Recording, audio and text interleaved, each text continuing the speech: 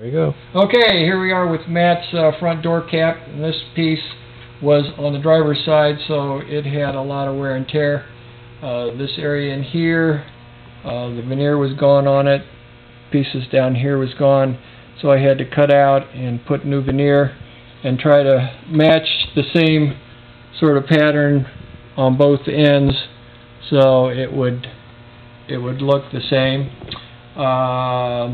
This piece also was coming off here, this little top cap, that was almost completely separated.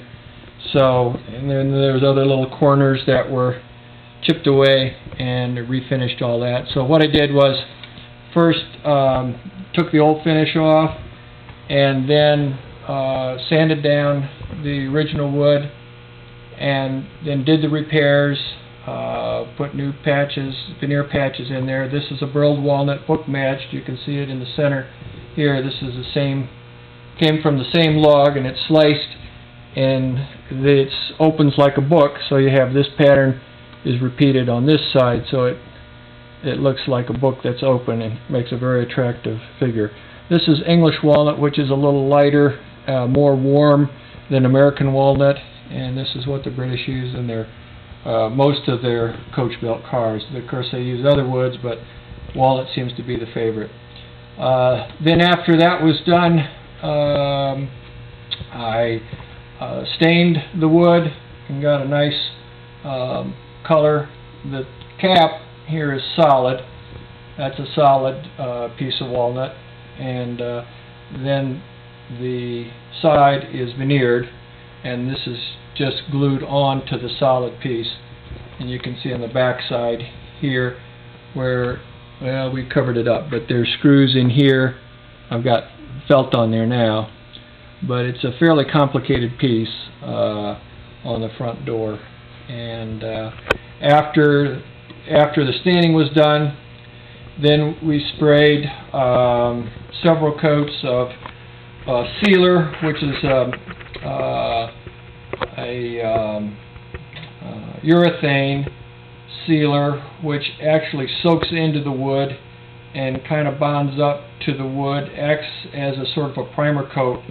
And we put about 8 coats of that on. You put, 4, 5, or 6 coats, sometimes as many as 8. Let that dry, then sand that down, and then put another 4 to 6 to 8 coats on, and then sand that down to where you get it pretty flat. You want to get it fairly flat, and then it goes into the heat cabinet to dry it, so that any shrinkage occurs.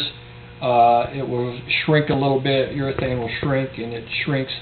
And also, at the time when you have it in the heat cabinet, if you have problems where the veneer might be loose or getting ready to come off, then things will happen then, hopefully, and not when the wood is on the car.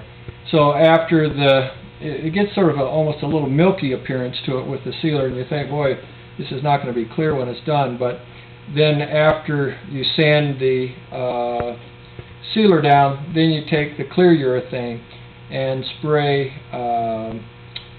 4 coats on that, and then sand that down with 400 or 600 wet and dry.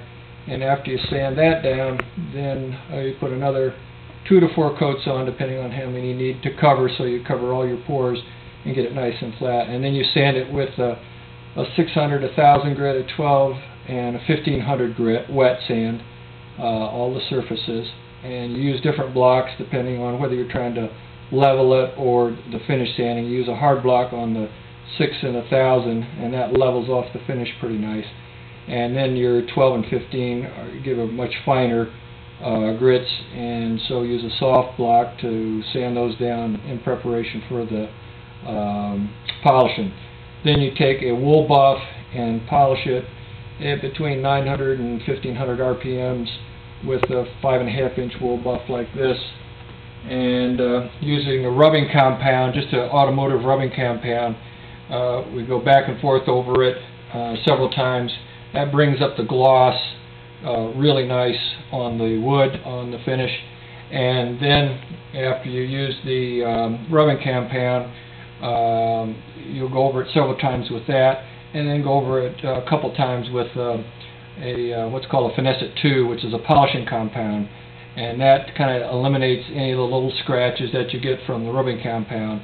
And after that's done, then you by hand take what's called a hand glaze, which will take out any really minute scratches, and it brings up the really nice high gloss finish. This type of finish was traditional in cars like this. They're in an environment which is pretty rough, so a nice sort of furniture, home furniture finish would not hold up well in a car, so that's why we use a little more high-tech finish. This is urethane. It comes from Italy, and it has a UV block in it, so it's good in the sun. How's that, Matt?